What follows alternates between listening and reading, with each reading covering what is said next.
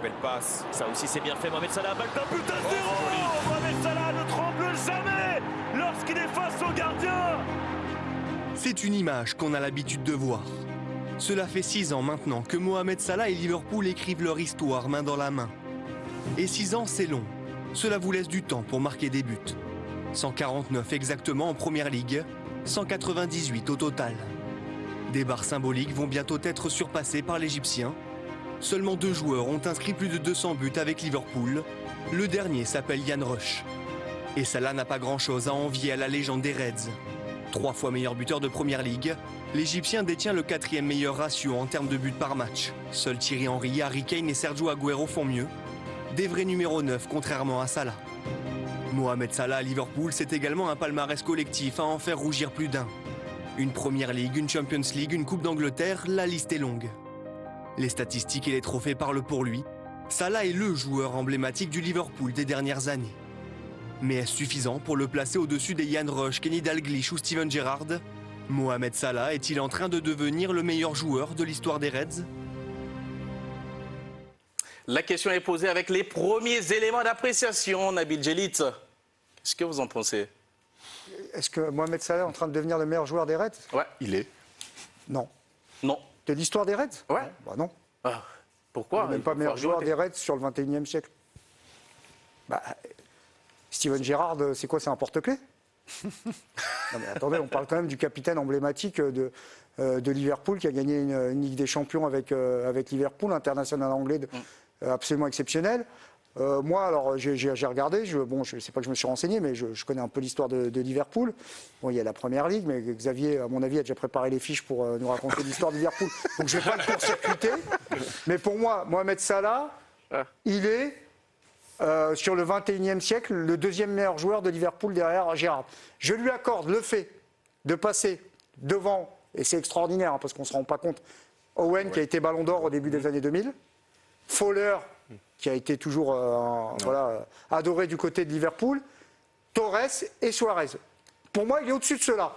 Mais maintenant, si vous me demandez si c'est le meilleur joueur de l'histoire de Liverpool, c'est non. Déjà, la Première Ligue, ça n'a pas commencé en 1900. Le championnat d'Angleterre n'a pas commencé. Est-il en train de devenir? Il n'a pas encore arrêté. Non, hein. pour moi, il est encore. Il est même pas sur le podium. Gérard avait de plus alors? Il n'est même pas sur le podium. Qu'est-ce que Gérard avait de plus? Gérard, c'est Liverpool. Salah, c'est aussi d'abord un trio.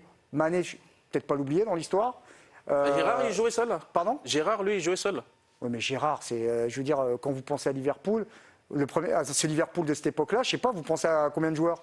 Non, mais ça, c'est une image. Ouais, C'est pas qu'une image, c'est un joueur fantastique. Non, mais c'est un joueur qui a mis quasiment 200 buts en Première Ligue, qui a gagné une Ligue des Champions avec un des scénarios les plus incroyables de l'histoire du football face au Milan AC. Il a gagné aussi. Non, mais Salah l'a gagné aussi. Parce que Salah, il n'a pas gagné tout seul. Gérard incarnait peut-être, Steven Gerrard incarnait peut-être beaucoup plus d'autres choses que les bonnes performances. Après, peut-être que vous confondez à légende et meilleurs joueurs. Voilà. Ouais. Mais moi, peut-être que Gérard, c'est une légende. Mais là, on est le meilleur joueur de l'histoire des Reds. Moi, je ne suis pas d'accord avec vous, mais allez-y. L'histoire de Liverpool, elle ne commence pas en l'an 2000, Voilà. ou elle ne commence pas avec Steven Gerrard il y en qui a avait été d'autres avant, mais c'est pour ça que qui avait j'ai été lancé par Gérard Rouillet.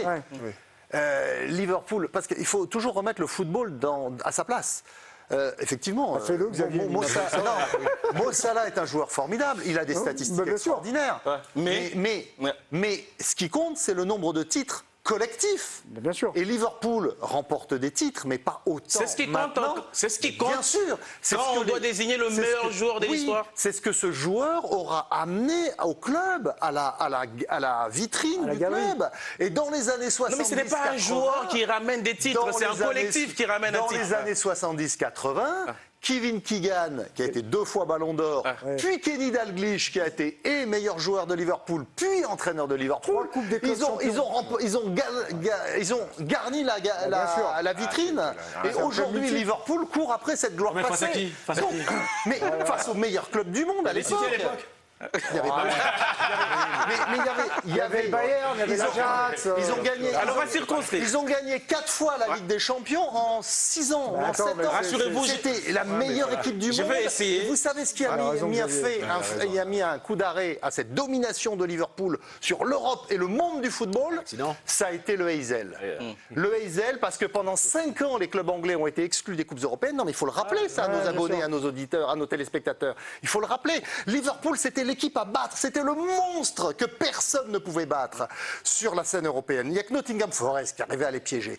Et donc, il y a eu le Heysel, le drame du Heysel, 38 morts, 86. Des supporters de Liverpool en 1985. Et là, pendant 6 ans, Liverpool est exclu. Voilà,